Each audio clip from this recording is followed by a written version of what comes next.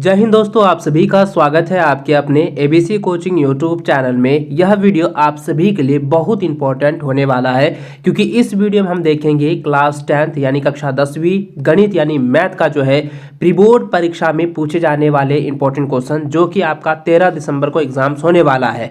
तो एग्जाम से पहले इन सभी क्वेश्चन को आप लोगों को अच्छे से देख लेना है, रिविजन कर लेना है। इसमें बहुत सारे क्वेश्चन डायरेक्ट जो है आपके एग्जाम में देखने को मिलने वाला है। ठीक है, हमारे स्क्रीन पर देखें तो यहाँ पे वास्तविक संख्या का पहला क्वेश्चन दिया गया है कि 156 को अभाज्य गुणनखंड के गुणनफल के रूप में लिखा जा सकता है। तो सबसे पहले इसको अभाज्य गुणनखंड के रूप में लिखने के लिए हम क्या करेंगे, 156 लिखेंगे, उसके बाद इसका अभाज्य गुणनखंड के रूप में व्यक्त करेंगे। तो सबसे पहले 2 से भाग देते हैं, 78 दूनी 156, फिर 2 से करते हैं 39 दूनी 78, फिर 3 से करते हैं तो 13 तिया 39। ठीक है, इसको गुणनखंड के रूप में लिखें तो 2 गुना 3 गुना 13 आता है। तो अब ये देखना है कि यह जो है किस ऑप्शन में है। तो बच्चों यहाँ पर जरा ध्यान दीजिए, ऑप्शन नंबर डी में यह जो है ऑप्शन दिया गया है। ठीक है, तो यही इसका आंसर हो जाएगा। इसको आप लोग अच्छे से जो है क्लियर कर लेंगे। और इसी प्रकार से दोस्तों कोई भी संख्या दिया रहे और उसमें अभाज्य गुणनखंड निकालने के लिए कहता है या अभाज्य गुणनखंड के रूप में लिखने के लिए कहता है, तो आप इसी विधि से जो है आपको करना है। ठीक है,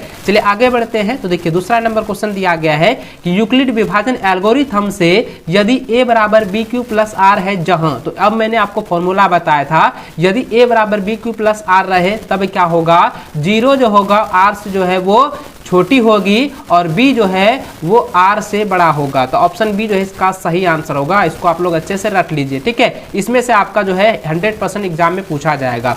अगला प्रश्न यहाँ पे तीसरा नंबर दिया है कि 7√5 कैसी संख्या है, तो यह जो है अपरिमेय संख्या है। ठीक है, इसके बारे में मैंने आपको जो है सब्जेक्टिव में आपको पूरी डिटेल के साथ आपको बताया हुआ है। अगला प्रश्न है प्रत्येक भाज्य संख्याओं का गुणनखंड भाज्य गुणनखंडों के आने वाले क्रम के बिना होता है। तो बच्चों इसका आंसर क्या हो जाएगा, अद्वितीय होता है। ठीक है, ऑप्शन बी जो है इसका सही आंसर होगा।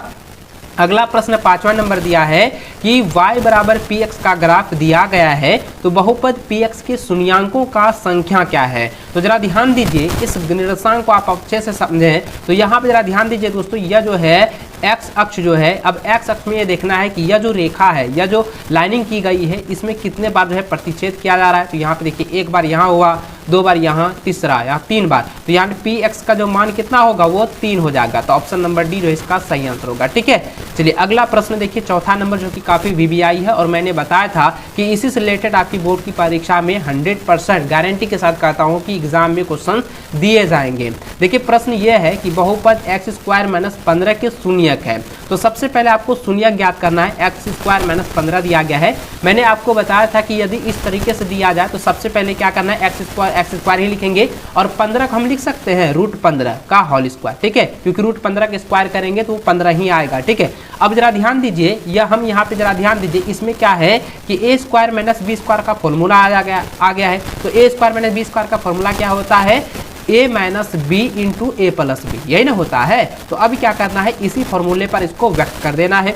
तो लिखेंगे x² माइनस लिखेंगे, जरा ध्यान दीजिए यहाँ पे x² नहीं लिखेंगे, सिर्फ आपको कर लिखना क्या है, x लिखेंगे, उसके बाद यहाँ क्या हो जाएगा, माइनस हो जाएगा √15। ठीक है, एक पहला हो गया। अब दूसरा रूप लिखेंगे a + b में, तो यहाँ पे x प्लस लिखेंगे √15, तो दूसरा हो गया। अब x का मान निकालें, इसमें अगर करते हैं तो कितना आता है, प्लस √15 और इसका निकालेंगे माइनस √15 आएगा। तो अब जरा ध्यान दीजिए, यह जो है किस ऑप्शन में दिया है, तो यह जो है ऑप्शन नंबर सी में दिया हुआ है। तो यही आपका आंसर हो जाएगा। ठीक है, इसको अच्छे से आप लोग समझ लीजिएगा। पूरा A to Z आपको सॉल्यूशन समझाकर इस वीडियो में आपको बताने वाला हूँ। वीडियो अगर अच्छी लग रही है तो वीडियो को लाइक, अपने सभी दोस्तों के साथ शेयर भी जरूर करते जाएंगे। और इस मॉडल पेपर को आपने अभी तक डाउनलोड नहीं किया है तो टेलीग्राम को ज्वाइन कर ले, वहां पर मॉडल पेपर प्रोवाइड करा दिया गया है। चलिए अगला प्रश्न देखिए, 7वां नंबर दिया गया कि द्विघात बहुपद x² + 7x + 2 के शून्यांकों का गुणनफल क्या है। देखिए शून्यांकों का गुणनफल का फॉर्मूला होता है alpha into beta, alpha into beta बराबर होता है c/a, यही ना फॉर्मूला होता है। तो इस फॉर्मूले का आप लोग याद रखना। अब जरा ध्यान दीजिए कि द्विघात बहुपद का रूप क्या होता है, ax² + bx + c बराबर 0 होता है। तो अब यहाँ पे देखिए x² + 7x + 2 में जो है a का मान क्या है, a का मान जो है वो 1 दिया हुआ है। ठीक है, और यहाँ पे b का मान कितना है, 7 दिया है। और c का मान कितना है 2 दिया है। तो अब c बट्टा 2 के फॉर्मूले में यहाँ पे करेंगे तो क्या हो जाएगा 2 बट्टा 1 हो जाएगा, तो हम लिख सकते हैं इसको 2 से। ठीक है, तो क्या हो जाएगा ऑप्शन नंबर सी जो है इसका सही आंसर होगा। ठीक है, चलिए इसका गुणनफल क्या आया 2 आया। ठीक है, ऑप्शन सी। अगला क्वेश्चन देखिए 8वां नंबर दिया गया है कि रैखिक समीकरण युग्म a1x plus b1y plus c1 बराबर 0 तथा a2x plus b2y plus c2 बराबर 0 में यदि a1 बाय a2 बराबर नॉट b1 बाय b2 हो तो निम्न में से सही कथन चुने। अब देखिए बच्चों, मैंने आपको पहले बताया था कि यदि a1 बाय a2 बराबर नॉट b1 बाय b2 रहे तो यह कौन सा होगा, यह जो है यह संगत होगा। यह क्या होगा, संगत होगा। और यह क्या होगा, अद्वितीय हल होगा। क्या होगा, अद्वितीय हल होगा। ठीक है, मैंने इसके बारे में पहले भी आपको लोगों को डिस्कस करके बताया हुआ था। अगर बच्चों जरा ध्यान दीजिए, अगर इसके अलावा जो है आपको इस प्रकार से दिया जाए कि a1 बाय a2, ठीक है, a1 बाय a2 बराबर b1 बाय b2 रहे तो अब यहाँ पे जरा ध्यान दीजिएगा। अब आपको यहाँ पे करना क्या है, जरा ध्यान दीजिए। यह जो है एक दूसरे के साथ जो है एकदम समांतर है। ठीक है, तो यह जो होगा ये संगत होगा। क्या होगा, यह एक संगत होगा। ठीक है, और यह क्या होगा, अपरिमित रूप से इसका जो है अनेक हल होगा और यह जो है संपाती होगा। ठीक है, याद रखेंगे यह क्या होगा, संपाती रेखाएं इसका दर्शाएगी। ठीक है, ग्राफी में। अगला इसके का जो है अथवा में दिया जाएगा कि अगर a1 बाय a2 बराबर b1 बाय b2 रहे और बराबर नॉट c1 बाय c2 रहे तो अब आपको करना क्या है, यह जो है असंगत होगा। ठीक है, इसको आप याद रखेंगे, यह क्या होगा, असंगत होगा और यह जो है इसका कोई हल नहीं होगा। इसका क्या होगा, कोई हल नहीं होगा और इसका जो ग्राफ होगा वह समांतर होगा। ठीक है, आप इसको अच्छे से समझ गए होंगे। चलिए इसका देखिए आंसर यहाँ पे क्या होगा, ये अद्वितीय हो जाएगा, ऑप्शन ए। ठीक है, चलिए अगला क्वेश्चन देखिए 9 नंबर दिया गया है जो कि निर्देशांक ज्यामिति यानी 2 चर वाले रैखिक समीकरण से ही दिया गया है। तो आप देखिए यहाँ पे 2 समीकरण दिया गया है x प्लस वाई। ठीक है, x प्लस वाई बराबर दिया है 14 और x माइनस वाई बराबर दिया है 4। अब यहाँ पे ये कहता है कि इसका हल क्या होगा। तो सबसे पहले कोई भी विधि से आप इसको ज्ञात कर सकते हैं। तो देखिए y और y प्लस माइनस तो कट जाएगा, तो बचा कितना 2x बराबर हो गया 18। अब लिखेंगे x बराबर हो जाएगा 18 बट्टा 2 यानी कितना हो गया, x का मान हो गया 9। कितना आया, 9 आया। अब लिखेंगे समीकरण फर्स्ट में, ठीक है, इक्वेशन फर्स्ट में जो है x बराबर 9 रखने पर या x का मान रखने पर तो लिखेंगे x का मान कितना 9 प्लस लिखेंगे y बराबर हो जाएगा 14। तो y बराबर क्या हो जाएगा, तो 14 माइनस करेंगे 9 कितना आ गया 5। तो देखिए x का मान पहले निकला 9 और y का मान कितना निकला 5। तो x का मान 9 और 5 कहाँ पर है, तो ऑप्शन नंबर सी में दिया हुआ है। ठीक है, तो यही आपका आंसर हो गया। चलिए अगला क्वेश्चन देखें। यहाँ पे देखिए दोस्तों 10वां नंबर जो क्वेश्चन दिया गया है इसके बारे में अभी जस्ट मैंने आपको यहाँ पे जो है 8वां नंबर क्वेश्चन में अच्छे से आपको समझाया है। तो आप यहाँ पे देखिए 10वां नंबर दिया गया है कि रैखिक समीकरण युग्म असंगत है तो आलेख की रेखाएं होगी। तो आलेख की रेखाएं क्या होगी, समांतर होगी। तब कब होता है, किस विधि में होता है, मैंने आपको अभी बताया कि a1 बाय a2 बराबर b1 बाय b2 रहे और बराबर नॉट c1 बाय c2 रहे तो यह असंगत होगा और इसका जो ग्राफी बनेगा, इसकी जो रेखाएं होंगे वो समांतर होगी। ठीक है, तो आप इसको अच्छे से याद कर लेना, रिवीजन कर लीजिएगा। ठीक है, चलिए आगे बढ़ते हैं। 11 नंबर क्वेश्चन दिया है कि निम्न में से कौन द्विघात समीकरण है। तो देखिए द्विघात समीकरण का रूप होता है ax² plus bx plus c बराबर 0। तब इस समीकरण में आपको देखना है कि यह जो समीकरण है क्या इस समीकरण में ये सभी आते हैं। अब देखिए पहला मैंने आपको पहले बताया था, अगर x² रहे इधर भी बराबर किस पार लेफ्ट साइड में x² रहे और राइट साइड में भी x² रहे तो ये क्या होता है, कट जाता है। तो ये क्या होगा, द्विघात समीकरण के रूप में नहीं आएगा। ठीक है, और यहाँ पे जरा ध्यान दीजिए अगर x² प्लस 1 यहाँ पे रहता है और यहाँ पे कोई भी संख्या ऐसे करके रहेगा तो यह क्या है, द्विघात समीकरण का रूप होगा। ठीक है, चलिए अब इसको हम सॉल्व करते हैं। ठीक है, इसको हम सॉल्व करके आपको यहाँ पे पूरी अच्छे से बताएंगे और अच्छे से समझाएंगे। देखिए सबसे पहला देखें तो यहाँ पे देखिए इसके साथ हम मल्टीप्लीकेशन करते हैं, कितना होता है x² हो जाता है, माइनस हो जाएगा 3x बराबर होता है x² माइनस 7। अब देखिए x² x² कट जाता है, माइनस 3x और माइनस 7 बचता है। तो अब देखिए ये क्या द्विघात समीकरण है, ये नहीं है। ठीक है, ये पहला हो गया। दूसरा में देखेंगे तो यहाँ पे देखिए समीकरण दिया है a प्लस 1 का होल स्क्वायर, जिसको हम कह सकते हैं a प्लस b का होल स्क्वायर। तो इसका हम फॉर्मूला लिखाएंगे, x² हो जाएगा प्लस लिखेंगे 2x प्लस 1 होगा, बराबर लिखेंगे x स्क्वायर माइनस 5x होगा। तो अब देखिए ये x स्क्वायर ये x स्क्वायर कट गया, तो क्या अभी देखिए यहाँ पे जो है द्विघात समीकरण के रूप में है, नहीं है, तो ये भी समीकरण नहीं होगा। अब देखिए तीसरा वाला जो दिया गया है, ठीक है, तीसरा वाला जो आप यहाँ पे देखें तो देखिए इस तीसरा वाला को हम बनाते हैं, तीसरा वाला हम यहाँ पे बनाते हैं। देखिए दिया है कि x प्लस 1 का होल स्क्वायर, तो x स्क्वायर हो गया प्लस 2x होगा प्लस 1 होगा, बराबर लिखेंगे तो 2x हो जाएगा माइनस 3 दूनी कितना हो गया 6 हो गया। अब जरा ध्यान दीजिए यहाँ पे x स्क्वायर हम लिखे प्लस 2x लिखे, अब माइनस यहाँ पे 2x हो जाएगा क्योंकि इधर इस पर आएगा, ठीक है, और यहाँ पे प्लस 1 पहले से था और ये प्लस इधर आ जाएगा कितना, देखिए ये जो था ये इसको हम इधर कर देंगे तो कितना हो जाएगा माइनस यहाँ हो जाएगा तो प्लस 6 बराबर कितना 0।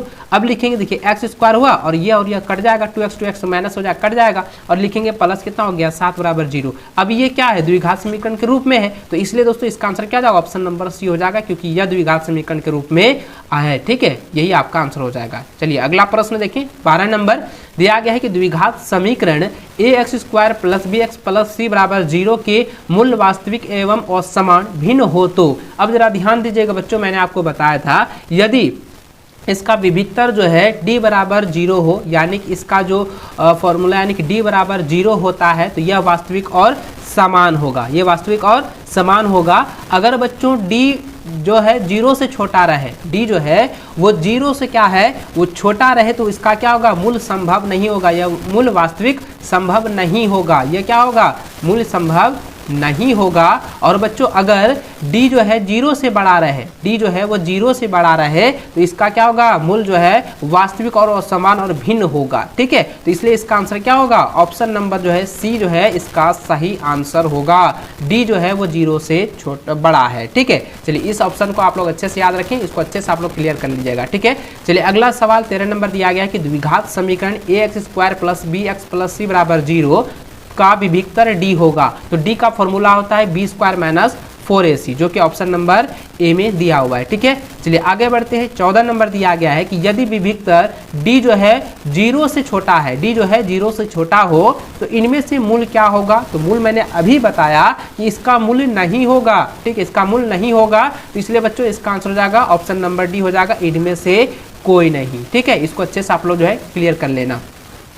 चलिए आगे बढ़ते हैं 15 नंबर, देखिए यहाँ पे एपी से जो है क्वेश्चन दिया गया, समांतर श्रेणी से ये जो है सवाल पूछा गया है। इन सभी प्रश्नों को आप लोग अच्छे से जो है हल कर लीजिएगा। देखिए यहाँ पे सबसे पहले एपी का फॉर्मूला आप समझें तो एपी में क्या होता है कि सार्वंतर जो है वो समान होता है, यानी सार्वंतर क्या डी जो है वो समान होनी चाहिए, डी का फॉर्मूला होता है a2 माइनस a1, ठीक है। तो इस फॉर्मूले के अनुसार आप देखना है, तो देखिए ये प्रथम पद हो गया, द्वितीय पद, ये तृतीय पद, ये चतुर्थी पद।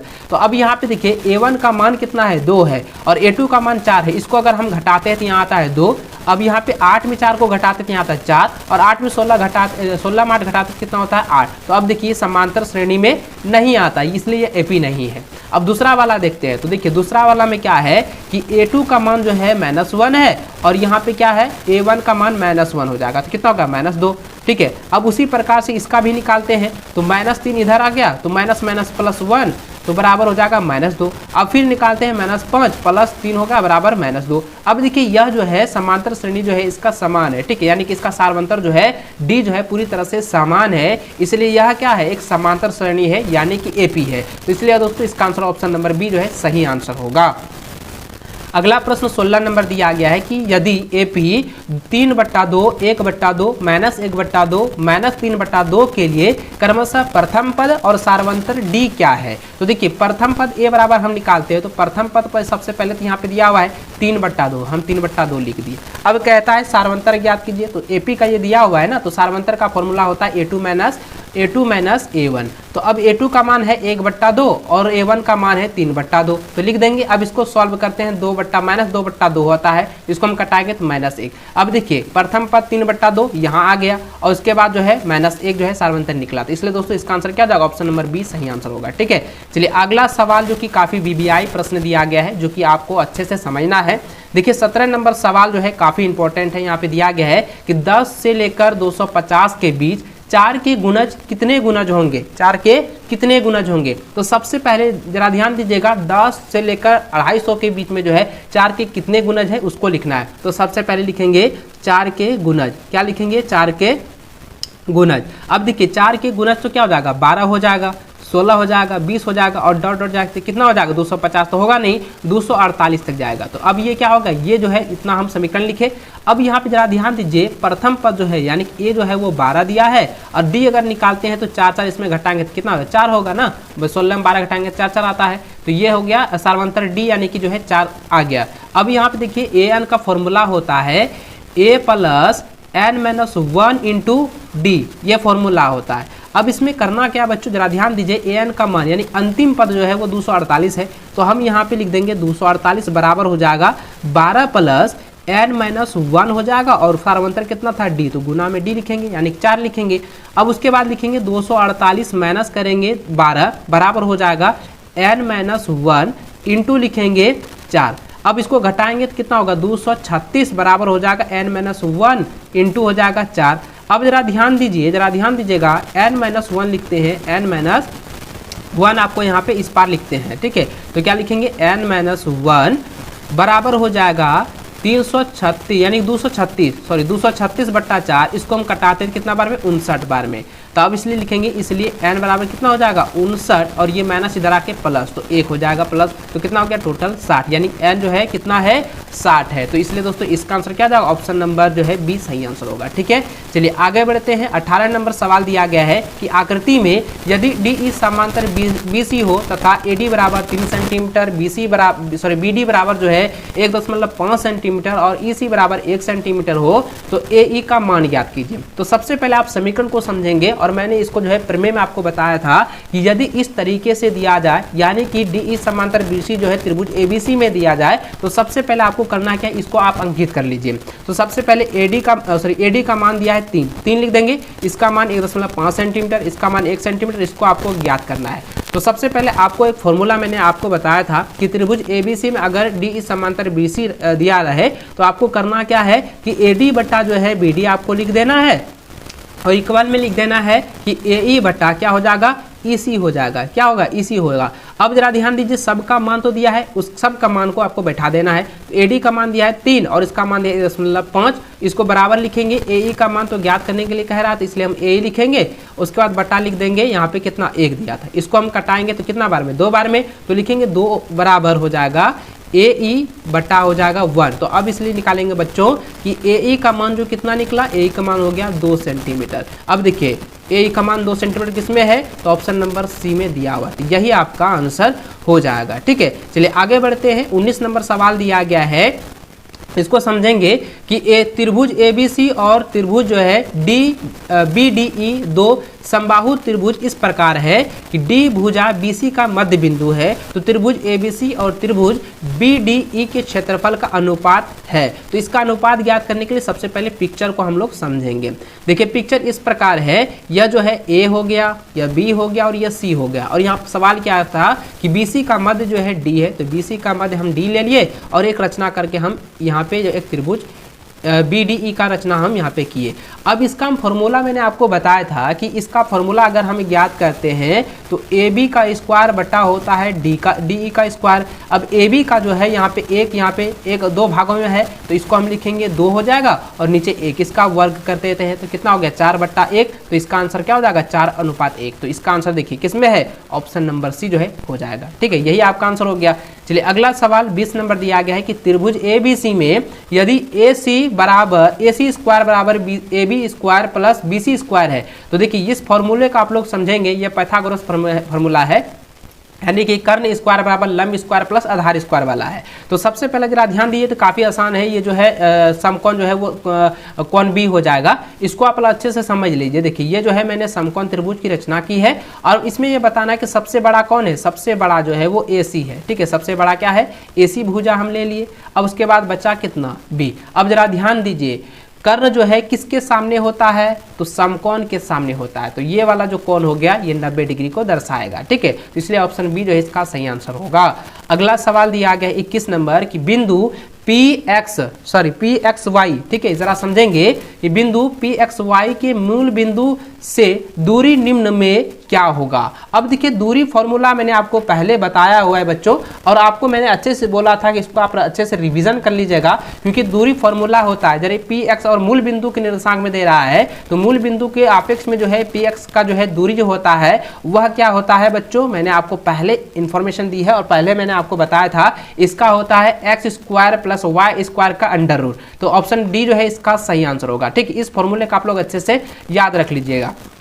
अगला सवाल 22 नंबर दिया है, यदि विभाजन बिंदु मध्य बिंदु है तो m1 अनुपात m2 के अनुपात होगा, यानी कि विभाजन बिंदु दो को दिया है, m1 और m2 दिया है, तो इसका भी ये कटेगा क्या, 1:1 आएगा, तो इसका आंसर क्या आ जाएगा, 1:1 में आएगा। ठीक है, अब यहाँ पे समझिए कैसे आया। तो यह जो है कोई एक रेखा है जिसको हम ए बी हम यहाँ पे निमांकित कर देते हैं, बता देते हैं कि ये ए बी रेखा है, और कोई एक बिंदु हम यहाँ पे पी से जिसको काट रहे हैं, तो यह m है और ये भी m है। ठीक है, ये m2 हो गया, ये m1 हो गया। अब यहाँ से लेकर यहाँ तक की दूरी 5 हो गया और यहाँ से लेकर यहाँ तक की दूरी 5 हो गया, तो दोनों का अनुपात क्या होगा, सेम ना होगा, एक ही ना आएगा, तो इसलिए इसका आंसर क्या हो जाएगा, ऑप्शन सी होगा। ठीक है, इसको आप लोग अच्छे से तैयार कर लेना। और बच्चों जितने भी क्वेश्चन मैं आपको बता रहा हूँ उन सभी को आप लोग अच्छे से क्लियर कर लीजिएगा, एग्जाम से पहले उन सभी को रिविजन करना काफी इंपॉर्टेंट है, 100% आप इसको तैयार कर लीजिए, श्योर हो जाए। ठीक है, चलिए आगे बढ़ते हैं। देखिए त्रिकोणमिति से सवाल दिया गया है, प्रश्न संख्या 23 को देखें तो दिया गया है 1 - tan स्क्वायर 45 डिग्री बराबर होगा, यानी कि 1 - tan स्क्वायर 45 डिग्री बटा 1 + tan स्क्वायर 45 डिग्री। अब इसको हम करेंगे, सबसे पहले जरा ध्यान दीजिए, 1 लिखेंगे, 45 का tan स्क्वायर 45 डिग्री का मान कितना होता है, तो इसका होता है 1। ठीक है, ये ना होता है 45 डिग्री का मान कितना, 1 होता है, तो हम 1 का स्क्वायर लिखेंगे 1 प्लस हो जाएगा 1 का होल स्क्वायर। अब जरा ध्यान दीजिए, 1 - 1 बटा लिखेंगे 1 + 1। अब इसको जरा ध्यान दीजिए, 0/2, तो अब इसका मान कितना है 0। तो अब देखिए 0 कहाँ पे है, ऑप्शन नंबर डी में, तो यही आपका आंसर हो गया। अगला सवाल 24 नंबर दिया गया है कि साइन 18 डिग्री बटा कॉस 72 डिग्री का मान होगा। देखिए बच्चों मैंने आपको बताया था कि कॉस जो है कॉस 90 डिग्री माइनस थीटा बराबर होता है साइन थीटा। ठीक है, आपको मैंने अच्छे से पढ़ाया है और इसी फॉर्मूले पे आपको बनाना, तो दोनों में से किसी एक को आप बदल दीजिएगा। जैसे मैं ऊपर वाले को साइन 18 डिग्री को बदल रहे हैं, तो सबसे पहले क्या लिखेंगे, यहाँ पे लिखेंगे कॉस 90 डिग्री माइनस हो जाएगा 18, अगर 90 में 18 घटाएंगे तो कितना हो जाएगा 72, तो 72 डिग्री बटा लिखेंगे यहाँ पे कितना हो जाएगा कॉस 72 डिग्री। अब देखिए इसको हम लिखेंगे डायरेक्ट कॉस 72 डिग्री इंटू हो जाएगा बटा हो जाएगा कॉस 72 डिग्री। अब देखिए 72 डिग्री कट जाएगा तो कितना आया 1, तो अब देखिए 1 कहाँ पे है, तो ऑप्शन नंबर बी में दिया हुआ, यही आपका आंसर हो जाएगा। ठीक है, चलिए अगला सवाल देखिए, यहाँ पे 25 नंबर दिया गया है कि tan a बराबर 4/3 हो तो sin a का मान ज्ञात कीजिए। अब जरा ध्यान दीजिए दोस्तों, यहाँ पे दिया है कि tan जो है tan यानी कि tan थीटा जो है tan a जो है वो 4/3 है। अब जरा बताइएगा tan थीटा का फॉर्मूला क्या होता है, और क्योंकि इसके बारे में मैंने आपको पहले बताया था, tan थीटा का फॉर्मूला होता है p/3, क्योंकि ऑब्जेक्टिव है तो ऑब्जेक्टिव के अनुसार आपको शॉर्ट में बनाना है। तो सबसे पहले tan का फॉर्मूला यहाँ पे p/ क्या होता है, p/b होता है, तो p/b फॉर्मूला लिखेंगे। अब यहाँ पे हमको h का मान ज्ञात करना है, तो h का फॉर्मूला निकालेंगे तो क्या होता है p² + b², ठीक है, का अंडर रूट। तो अब लिखेंगे 4 का स्क्वायर प्लस 3 का स्क्वायर का अंडर रूट हो जाएगा, तो 4 चौके कितना 16 प्लस 9 का अंडर रूट। अब इसको निकालेंगे 25 का वर्ग निकालेंगे, तो 25 का वर्गमूल कितना हो जाएगा 5 सेंटीमीटर। अब देखिए h का मान जो है 5 सेंटीमीटर आ गया, इसलिए लिखेंगे अब साइन a। अब साइन a का फॉर्मूला बताइएगा, p/h होता है। ठीक है, p/h होता है, तो p का मान कितना है, p का मान है यहाँ पे 4 और h का मान कितना 5, तो अब देखिए 4/5 यही आंसर हो गया। तो 4/5 किस में है, ऑप्शन नंबर बी में दिया हुआ है। ठीक है, चलिए अगला सवाल दिया गया 26 नंबर, यहाँ पे देखें दिया है कि भूमि के एक बिंदु से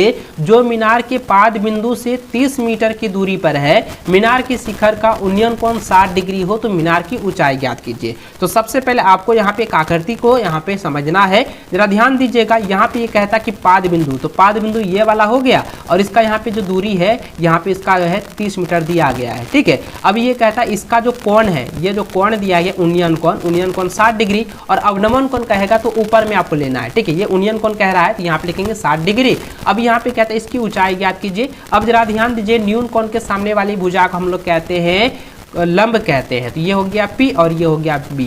अब ये बताइए P बट्टा B जो है किस फॉर्मूले में आता है, तो tan में आता है। तो अब देखिए tan जो है यहाँ पे लिखेंगे और कोण कितना है 60 डिग्री का, तो 60 डिग्री लिखेंगे, ठीक है, बराबर लिखेंगे। अब जरा ध्यान दीजिएगा P का मान तो P दिया हुआ है क्योंकि यही नहीं ज्ञात करना है, तो P लिख देंगे और ये हो जाएगा 30 मीटर, ठीक है। अब देखिए tan जो है 60 का मान कितना होता है √3 होता है, बराबर लिखेंगे P बट्टा हो गया 30। अब लिखेंगे इसीलिए बच्चों P का मान क्या हो जाएगा 30 रूट हो जाएगा 3, ठीक है। तो अब देखिए 30 √3 मीटर, यही आपका आंसर हो जाएगा जो कि ऑप्शन नंबर बी में आपका दिया हुआ है, ठीक है।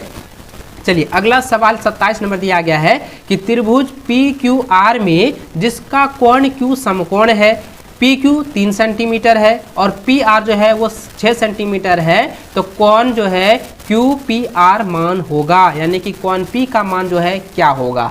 अब यहाँ पे आपको समझना है और इसको आप लोगों को अच्छे से बनाना है, अच्छे से समझना है। सबसे पहले आप जो है इसको समकोण त्रिभुज में एक रचना कर लीजिए। समकोण त्रिभुज हम रचना कर लेते हैं जिसमें कि कोण Q जो है वो समकोण है। अब इसको हम ऊपर वाले को P मान लेते हैं और यहाँ वाला जो है इसको हम R मान लेते हैं, ठीक है। ये त्रिभुज PQR बन चुका है।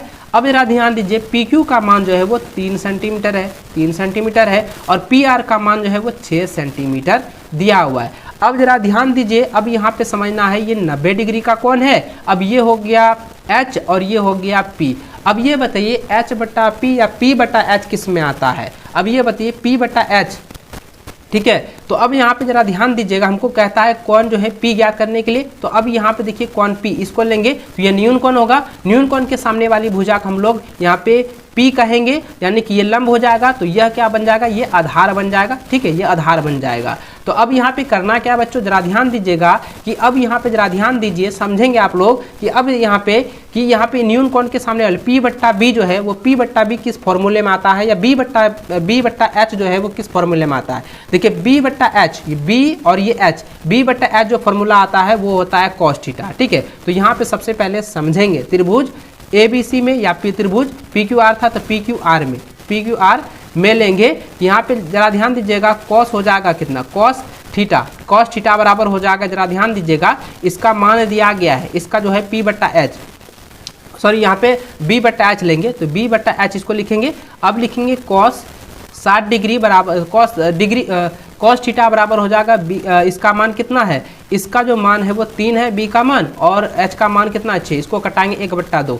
अब देखिए cos थीटा इधर हो गया और इधर 1/2 को हम लिख सकते हैं cos 60 डिग्री। अब देखिए cos और cos का मान हो गया तो थीटा का मान यानी कोण का मान कितना हुआ 60 डिग्री हुआ। तो कोण P का जो मान है, कोण P का मान कितना निकला 60 डिग्री। तो अब यहाँ पे देखिए ऑप्शन नंबर सी में 60 डिग्री दिया हुआ है, तो यही आंसर हो जाएगा। चलिए ठीक है, अगला सवाल 28 नंबर देखिए, दिया गया है कि एक वृत्त में कितनी समांतर स्पर्श रेखाएं हो सकती है। तो ये अनंत स्पर्श रेखाएं हो सकती है, इसका कोई जो है गिनती नहीं है, अनेक स्पर्श रेखाएं हो सकती है किसी भी वृत्त पर। अगर यहाँ पे समझे दोस्तों, इसको हम वृत्त ले लिए, अब इस पर स्पर्श रेखा कितना है, तो हम यहाँ पर भी स्पर्श रेखा खींच सकते हैं, यहाँ पे भी ले सकते हैं, ऐसे ले सकते हैं, ऐसे ले सकते हैं, तो किसी भी तरह हम स्पर्श रेखा ले सकते हैं, यानी कि इसका जो है अनेक स्पर्श रेखाएं होगी, अनंत स्पर्श रेखाएं होगी। ठीक है, तो इसलिए दोस्तों इसका आंसर ऑप्शन नंबर जो है ए इसका सटीक आंसर होगा। ठीक है, चलिए आगे बढ़ते हैं। 29 नंबर सवाल दिया गया कि एक बिंदु Q से कोई एक वृत्त पर स्पर्श रेखा की लंबाई 24 सेंटीमीटर है, Q के केंद्र से दूरी 25 सेंटीमीटर वृत्त की त्रिज्या होगी। तो वृत्त की त्रिज्या ज्ञात करने के लिए कह रहा है, तो सबसे पहले आपको करना क्या है, एक वृत्त ले लेते हैं, या वृत्त ले लिए। अब यहाँ पे ये कह रहा है कि केंद्र से, ठीक है, इस केंद्र से जो है वो Q की दूरी जो है वो कितना है, वो है 25 सेंटीमीटर। ठीक है, और Q से लेकर कोई स्पर्श रेखा जो है, इसको हम कोई स्पर्श रेखा ले लेते हैं, जिसको हम यहाँ पे मान लेते हैं स्पर्श रेखा की दूरी जो है 24 सेंटीमीटर है। अब इसका मान ज्ञात करना है। अब देखिए दोस्तों, आपको पता होगा कि कोई भी वृत्त पर स्पर्श रेखा लिया जाता है तो वहाँ का कोण जो है वो 90 डिग्री को दर्शाता है। ठीक है, अब यहाँ पे ये कह रहा था वृत्त की त्रिज्या। अब देखिए वृत्त की त्रिज्या 90 डिग्री के सामने वाली भुजा को हम लोग कहते हैं कर्ण, यानी कि एच कहते हैं, और न्यून कोण के सामने वाली भुजा को हम लोग लंब कहते हैं, या और जो बाकी रह गया छोटा उसको आधार कहते हैं। तो सबसे पहले क्या करेंगे, इसको हम निकालना है ना त्रिज्या। तो त्रिज्या अगर निकालते हैं तो त्रिज्या बराबर हो जाएगा √। ठीक है, √2 हो जाएगा, यानी कि अब इसका ये स्पर्श रेखा जो है इसकी, तो ये स्पर्श रेखा यानी कि ये वाला जो है वृत्त से लेकर केंद्र से लेकर बाह्य बिंदु तक की जो दूरी है उसका वर्ग करेंगे, 25 का हम स्क्वायर करते हैं, उसके बाद 24 का स्क्वायर करेंगे, ठीक है। अब यहाँ पे 25 का स्क्वायर करते हैं तो कितना होता है 625, और इसका करेंगे 576। अब इसको हम घटाते हैं तो कितना आता है 49 का स्क्वायर अंडर रूट हो करेंगे तो इसका वर्गमूल निकालें तो 7 सेंटीमीटर। अब देखिए त्रिज्या का मान कितना निकल गया 7 सेंटीमीटर, जो कि ऑप्शन नंबर ए जो है इसका सही आंसर होगा, ठीक है। चलिए आगे बढ़ते हैं। 30 नंबर दिया है, यदि एक बिंदु P से O केंद्र वाले किसी वृत्त पर PA PB स्पर्श रेखाएं परस्पर जो है 80 डिग्री कोण पर झुकी हो तो जो है कोण POA बराबर होगा। अब यहाँ पे समझना है, अब जरा ध्यान दीजिए, कोई वृत्त मैंने ले लिया है, ठीक है, कोई इस एक वृत्त मैंने लिया जिसमें कि दो है जो है बाह्य स्पर्श बिंदु, बाह्य यहाँ पे स्पर्श रेखाएं हैं। तो यहाँ पे PA और PB जो है कोई स्पर्श ले लेते हैं, P से लिया गया, और यहाँ पे हम O ले लेते हैं, और जो कि यहाँ पे इस तरह से जो है दर्शाया गया है। अब यहाँ पे जरा ध्यान दीजिए, कहता है कि P पर जो है ये 80 डिग्री का कोण दर्शा रहा है, तो ये समद्विभाजित हो रहा है, तो इसका आधा कितना हो गया 40, और इधर का आधा 40। अब कहता है POA का मान ज्ञात कीजिए, यानी कि ये वाला जो है इसका मान ये ज्ञात करना है। देखिए त्रिभुज का तीनों कोणों का योग कितना होता है 180 डिग्री होता है। तो सबसे पहले करेंगे क्या बच्चों, अब जरा ध्यान दीजिए, पहले लिखेंगे ये 90 डिग्री, क्योंकि यहाँ पे 90 डिग्री कौन दर्शाएगा ना, मैं जैसे मैंने आपको बताया कि वृत्त पर खींची गई स्पर्श रेखाओं का कोण जो है 90 डिग्री का दर्शाता है, समकोण दर्शाता है।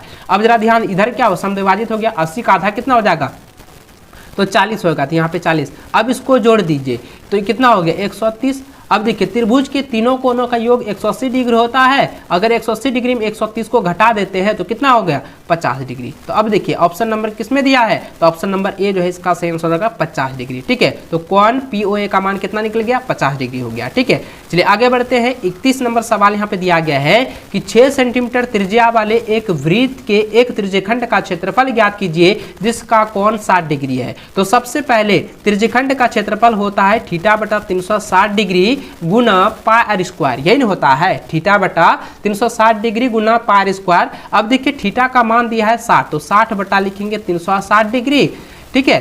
उसके बाद गुना लिखेंगे पाई का मान 22/7 और गुना आर का मान कितना है 6, तो 6 का स्क्वायर करेंगे 6 गुना 6। अब देखिए इसको हम कटा सकते हैं, ठीक है। क्या कटाएंगे बच्चों, यहाँ जरा ध्यान दीजिएगा, इसको हम ऐसे कर सकते हैं, देखिए 6 छा के 36 कटा दिए। अब जरा ध्यान दीजिए ये भी कटेगा, तो 6 छा के 36 कट चुका है। तो अब देखिए अब ये कट जब गया, अब इसको हम कर सकते हैं 36 गुना 22 6 गुना 22 करते हैं, कितना होता है 132 बटा हो जाएगा 7। तो यही आपका आंसर हो जाएगा 132 बटा 7 सेंटीमीटर, जो कि ऑप्शन नंबर बी जो है सही आंसर होगा।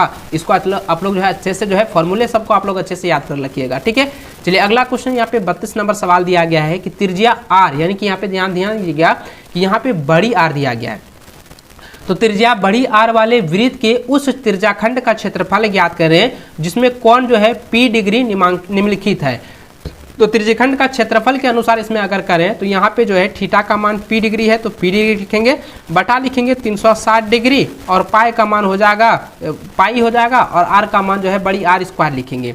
अब आपको करना क्या है बच्चों समझ लीजिएगा, अगर हम 1/2 यानी कि 1/2 गुना 2 करते हैं तो इसका कोई फर्क नहीं पड़ेगा, कटने के बाद एक ही आ जाएगा। इसके साथ में क्या करेंगे P डिग्री बटा 360 डिग्री लिखेंगे, गुना करेंगे पाई का, तो पाई दिया हुआ है, R का स्क्वायर कर देंगे। तो ये कितना हो जाएगा बच्चों समझेंगे, यहाँ पे हो जाएगा P डिग्री बटा 360 या 360 गुना 720 हो जाएगा, 720 गुना पाई का मान हो जाएगा 2 पाई R स्क्वायर। तो अब यही आंसर हो जाएगा, ठीक है। तो इसलिए दोस्तों इसका आंसर क्या हो जाएगा, ऑप्शन नंबर डी जो है इसका सही आंसर होगा। अगर आप बच्चों इससे थोड़ा सा अलग लिखते हैं, सिर्फ आप ये वाला दे देते हैं, तो इसका आंसर आपका गलत हो जाएगा। इसलिए आप इस तरीके से आपको जो है करके यहाँ पे बनाना होगा और बताना होगा, ठीक है। आगे बढ़ते हैं। 33 नंबर सवाल दिया गया है कि दो वृत्तों की त्रिज्याएं क्रमशः 8 सेंटीमीटर और 6 सेंटीमीटर है, यानी कि बड़ी आर का मान जो है वो 8 सेंटीमीटर है और छोटी आर का जो मान है वो 6 सेंटीमीटर यहाँ पे दिया हुआ है। तो अब कहता है कि उस वृत्त की त्रिज्या ज्ञात कीजिए जिसका क्षेत्रफल इन दोनों वृत्तों के योग के बराबर है।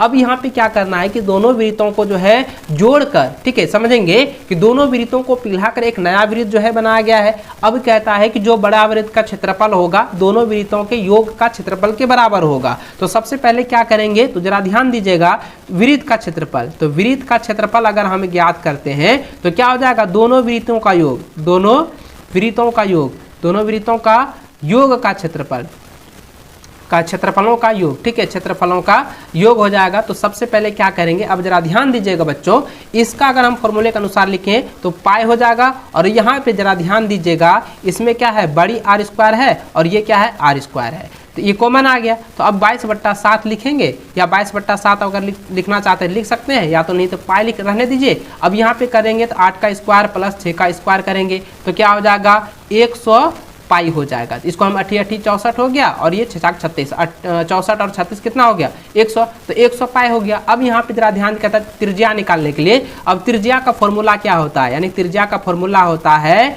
अंडर रूट क्षेत्रफल, अंडर रूट वृत्त का क्षेत्रफल, तो लिखेंगे अंडर रूट यानी कि पाई। अब यहाँ पे देखिए पाई तो कट जाएगा ना, तो यहाँ पे क्या हो जाएगा, पाई बटा अंडर रूट क्षेत्रफल, तो क्या हो जाएगा 100 पाई। तो इसको कटा देंगे तो कितना हो जाएगा, सिर्फ 100 का वर्गमूल निकालेंगे आ जाएगा 10 सेंटीमीटर, ठीक है। तो ये इसका आंसर हो जाएगा 10 सेंटीमीटर, ऑप्शन डी जो है इसका सही आंसर होगा। इसको आप लोग अच्छे से जो है बना लीजिएगा, और मुझे कमेंट करके जरूर बताइएगा बच्चों कि आप में से कितने सारे बच्चे जो है इस वीडियो में बताए गए सभी क्वेश्चन को आप हल कर रहे हैं, अच्छे से उनको तैयार कर रहे हैं। आगे देखिए 34 नंबर सवाल दिया गया है, जो कि काफ़ी पेचीदा है और आप सभी के लिए काफ़ी आसान है, लेकिन पेचीदा सवाल दिया गया है। यहाँ पे सवाल ये है कि सबसे बड़े बांस की लंबाई बताइए जो कि एक 12 मीटर लंबे, 9 मीटर चौड़े और 8 ऊंचे कमरे यानी कि 8 मीटर जो है ऊंची कमरे में रखी जा सकती है। अब जरा ध्यान दीजिए, यहाँ पे कहता है बांस की लंबाई ज्ञात करने के लिए, तो सबसे पहले आपको आसान तरीका मैं बता दूं कि आपकी जो लंबाई और चौड़ाई है आप उसको जोड़ दीजिए, आपका आंसर हो जाएगा। तो 12 यहाँ पे देखिए ये जो है दिया गया है 12 और प्लस 9 को हम जोड़ते हैं कितना होता है 21 मीटर, ठीक है। तो यही आपका आंसर हो जाएगा 21 मीटर, ऑप्शन सी जो है इसका सही आंसर होगा, ठीक है।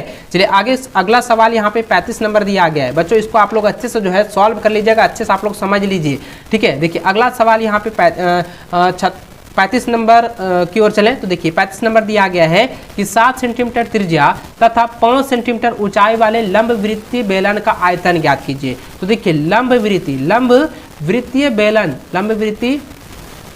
बेलन का जो आयतन होता है, ठीक है, बेलन का आयतन का फॉर्मूला जो होता है आप मुझे कमेंट करके बताएंगे, क्योंकि बच्चों इसके बारे में मैंने आपको पहले बताया हुआ है। तो देखिए लंबवृत्तीय बेलन का आयतन होता है, या बेलन का आयतन होता है पाई आर स्क्वायर इंटू एच होता है। तो पाई का मान 22/7 है, 22/7 लिखेंगे, क्योंकि इसमें नहीं दिया है तो 22/7 ही लेना है।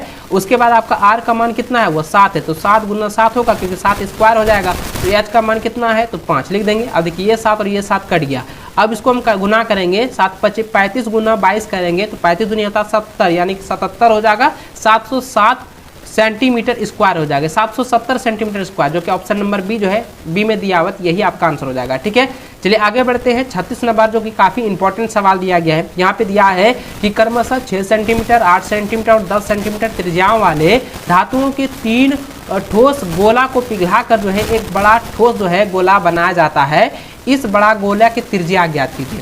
अब बड़े गोले की त्रिज्या ज्ञात करने के लिए सबसे पहले जरा ध्यान दीजिएगा, इन तीनों ठोस गोलों को जो है मिलाकर ना बनाया गया है। तो सबसे पहले क्या करेंगे, गोले का आयतन ज्ञात करेंगे। तो गोले का आयतन देखिए, बड़े गोले का आयतन ज्ञात करेंगे, तो अब जरा ध्यान दीजिए, गोला का आयतन लिखेंगे, गोला का आयतन। अब गोला का आयतन में क्या करेंगे, तीनों गोलों को मिला देना है। तो तीनों गोलों को अगर हम मिला दें तो देखिए सबसे पहले हमको करना क्या, गोले का आयतन क्या होता है, फॉर्मूला बताइएगा, 4/3 इंटू पाई आर क्यू होता है, ठीक है, 4/3 इंटू पाई आर क्यू होता है, ठीक है। तो अब इसमें तीनों को मिला देना है, तो अगर हम तीनों को मिलाते हैं तो 4/3 पाई आर 1 हो गया, ठीक है, 4/3 पाई आर 2 क्यू हो गया, प्लस 4/3 पाई आर यहाँ पे 3 क्यू हो जाएगा। इस तरीके से इसमें कॉमन करेंगे, 4/3 पाई हो जाएगा, और यहाँ पे R1 क्यू हो जाएगा, प्लस R2 का क्यू हो जाएगा, प्लस R3 का जो है क्यू हो जाएगा, क्योंकि 3 यहाँ पे त्रिज्या दिया है तो तीनों त्रिज्या हम ले लेंगे।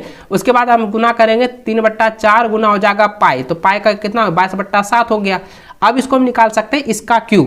अब इसका क्यूब अगर हम निकालते हैं, जरा ध्यान दीजिएगा, इसका जो क्यूब दिया गया है, इसका जो क्यूब दिया है कितना, सबसे पहले 6 का क्यूब निकालेंगे, प्लस लिखेंगे 8 का क्यूब हो जाएगा, प्लस 10 का क्यूब हो जाएगा।